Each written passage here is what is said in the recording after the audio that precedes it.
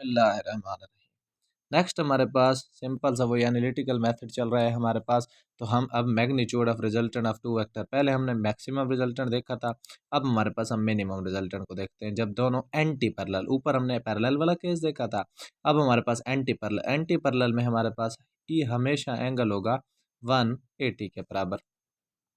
अब resultant minimum is equal to formula same, A का square plus B का square plus 2ab। वहाँ पर हमने कॉस 0 डिग्री पुट किया था, क्यों, पैरेलल थे। अब हमारे पास एंटी पैरेलल तो कॉस 180, और कॉस 180 बराबर होता है हमारे पास -1 के। कॉस 180 बराबर होता है -1 के, तो ये प्लस माइनस दोबारा ये माइनस बन जाएगा, तो ये बन जाएगा R minimum is equal to ए का स्क्वायर प्लस बी का स्क्वायर माइनस 2ab। अब आगे देखें, R minimum is equal to, ये हमारे पास फार्मूला बंद होता है ए माइनस बी होल का स्क्वायर इज इक्वल टू ए का स्क्वायर प्लस बी का स्क्वायर माइनस 2ab। तो इस पूरे फार्मूले की जगह ये लिख सकता हूँ, इसकी जगह ये। जब ये हमारे पास कंडीशन यहाँ बन रही है तो इसकी जगह पर मैं यहाँ पर ए कैपिटल ए है और यहाँ पर बी कैपिटल बी, तो ए माइनस बी होल का स्क्वायर। ये वाला स्क्वायर इस वाले जजर के साथ कैंसल आउट हो जाएगा। क्यों, मैंने इसकी रीज़न पिछली वीडियो में बताई थी। जजर 1/2 के बराबर होता है, 1/2 मल्टीप्लाइड बाई 2, तो ये कैंसल आउट। तो आर मिनिमम की, रिजल्टेंट मिनिमम की वैल्यू निकलेगी ए माइनस बी। अब magnitude of resultant of two vectors one both. अब हमारे पास हम केसेस को डिस्कस कर लें। पहले हमने पैरेलल को देखा था, अब एंटी पैरेलल। अब नेक्स्ट हमारे पास जब दोनों पैरेलल परपेंडिकुलर, हमेशा याद रखिए परपेंडिकुलर पर जो एंगल बनता है वो ऑलवेज विल बी 90 डिग्री।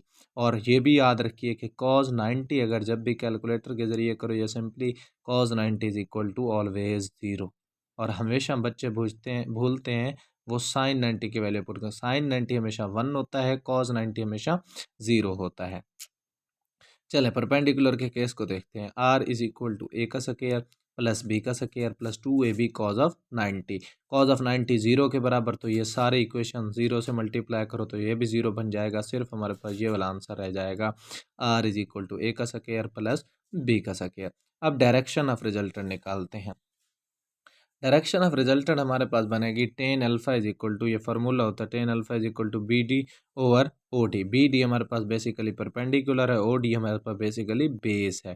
तो ये बन जाएगा tan alpha is equal to perpendicular, ये बी डी बराबर है बी साइन थीटा के, और ओ डी बराबर है a plus b cos theta के। अगर मैं पीछे से रिवाइज कराऊँ तो B D B sine theta के, और ए डी हमारे पास आता है, ओ डी आता है a plus b cos theta के। तो यहाँ पर मैंने वो सिंपल सी वैल्यूज पुट कर दी।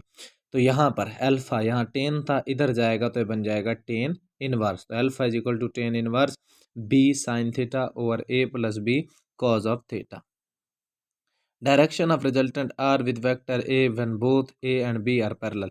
जब हमारे पास दोनों ए और बी वेक्टर पैरेलल हैं तो theta is equal to 0 degree बनेगा। तो यहाँ पर जब थीटा 0 पुट करूँगा तब देखते हैं। Alpha is equal to tan inverse B sine of 0 over a plus B cos of 0।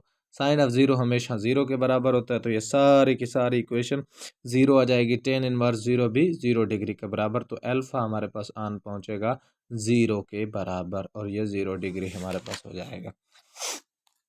Next हमारे पास डायरेक्शन ऑफ रिजल्टेंट देखते हैं।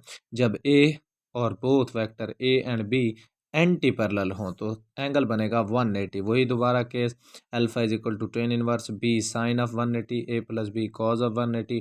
तो साइन ऑफ 180 अगर हम कैलकुलेटर करके देखें तो हमारे पास साइन ऑफ 180 भी और कॉज ऑफ 180 को, कॉज 180 हमारे पास -1 के बराबर होता है और साइन 180 हमारे पास 0 के बराबर होता है। तो यहाँ पर हमारे पास जवाब भी 0 ही आन निकलेगा। 0 से कुछ भी डिवाइड करें तो जवाब 0 होता है।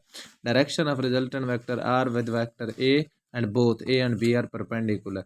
अब हमारे पास एंगल 90 होगा, थीटा 90। अब हम देखें तो alpha is equal to tan inverse sine 90 1 के बराबर, कॉज 90 0। तो ये सारा कुछ 0 हो जाएगा, यहाँ पर सिर्फ ए रह जाएगा। साइन 90 1 के बराबर तो ये बन जाएगा B over A. Alpha is equal to tan inverse B over A. अगर मैं आपको यहाँ से रिवाइज कराता चलूँ तो मैं आपको ये भी दिखा भी सकता हूँ कि साइन 90 किसके बराबर होता है और कॉज 90 किसके बराबर होता है। ये मेरे पास, मैं लिखता हूँ कॉज, और ये मेरे पास 90 डिग्री। ये मेरे पास आ रहा है -0 यानी ये 0 में आंसर निकल रहा है। अगर हम साइन में देखें तो साइन 90 ऑलवेज विल बी हमारे पास 1 तकरीबन 1 के बराबर आन पहुँचता है।